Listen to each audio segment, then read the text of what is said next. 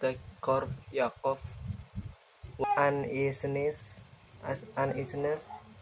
and accidentally pet. Renderforce.com.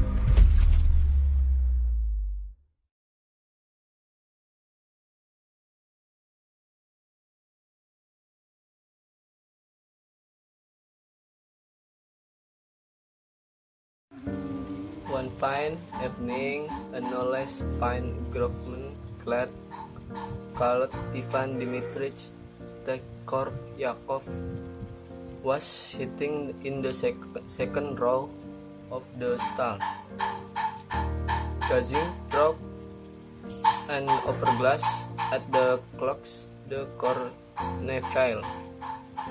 He gazed and felt at the echo of bells, but suddenly, in stories no so often meet with this, but suddenly the authors are right.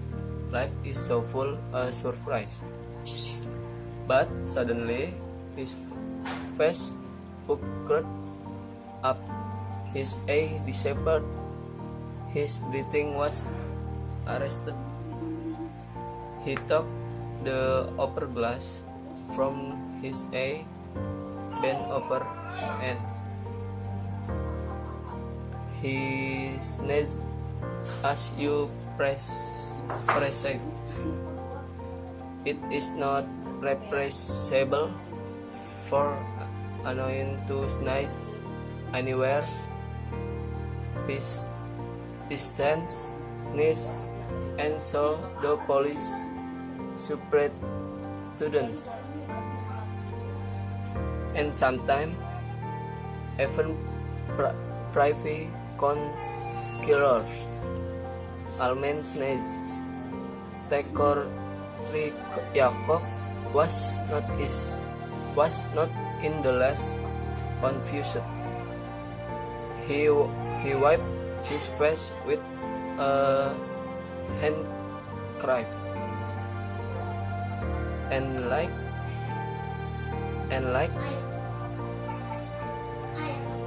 a policeman looked round to see whether he had disturbed anyone by his sneezing. But then he was overcome with confusion. He saw that an old gentleman sitting in front of him in the first row of the stalls was carefully wiping his black head and his neck with his glove and muttering something to himself. In the old gentleman Tekrikov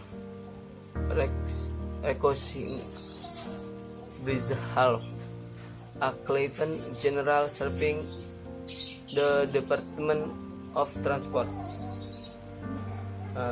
I have spurred him to Teryakov.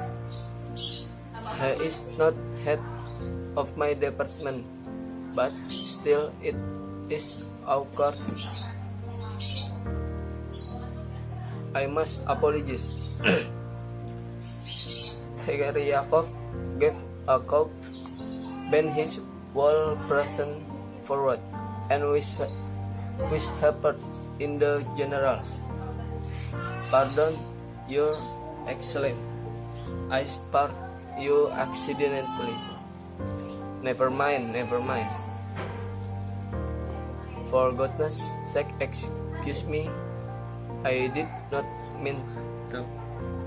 Oh, please sit down. Let me listen. Sheryakov was embarrassed. He smiled stupidly and fell to gazing at the stage. He gazed at it but was no longer feeling bliss. He began to be troubled with uneasiness uneasiness. In the interval, he went up to Brishelov, walked beside him, and overcoming his shyness, muttered, "I expected you excellently forgive me. You see, I didn't do it too. Oh, that's enough. I don't forgotten it, and you keep on about it," said the general, moving his lower lip repeatedly. "He has forgotten, but there is a friendly light in his eye," thought Tersyakov, looking suspiciously at the general. "And he doesn't want to talk." I vowed to explain to him that I really didn't intend that it is the law of nature, or else he will think I mean to spit on him. He doesn't think so now, but he will think so later. On getting home, Tersyakov told his wife of his breach of good manners. It struck him that his wife took too frivolous a view of the incident. She was a little frightened, but when she learned that Brishelov was in a different department, she was reassured. "Still, you had better go and apologize," she said, "or he will think you don't know how to behave in public." "That's just it. I did apologize, but he took it somehow queerly. He did not say a word of sense. There was time to talk properly." Next day, Tersyakov put on a new uniform, had his hair cut, and went to Brishelov to explain. Going into the general reception room, he saw there a number of petitioners, and among them the general himself, who was beginning to interview them. After questioning several petitioners, the general raised his eyes and looked at Tersyakov. Yesterday at the Arcadia, if you recollect, Your Excellency, the letter began, "I sneezed and accidentally betrayed." "What nonsense! It beyond anything. What can I do for you?" said the general, addressing the next petitioner. "He won't speak. Talk." Tersyakov, turning pale. "That means that he is angry? No, it can't be left like this. I will explain to him." When the general had finished his conversation with the last of the petitioner and was turning toward his inner apartment,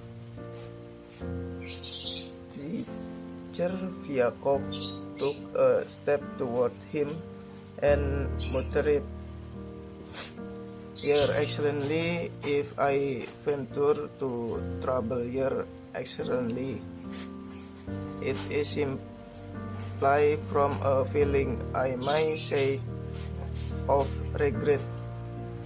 It was not intentional, if you will graciously believe me." The general made a lachrymose face and waved his hand. Why, you are simply making fun of me, sir," he said as he closing the door behind him. "Where the making fun in it. Talk, Teacher Vyakov. There is nothing of the sort.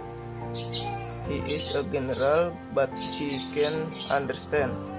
If that's how it is, I'm not going to apologize to that fanforeign anymore. The devil take him. I will write a letter to him, but I won't go. By Jove, I won't. So talked Teacher Vyakov as he walked home. He did not write a letter to General. He pondered and could not make up that letter. He had go to next day to explain in person.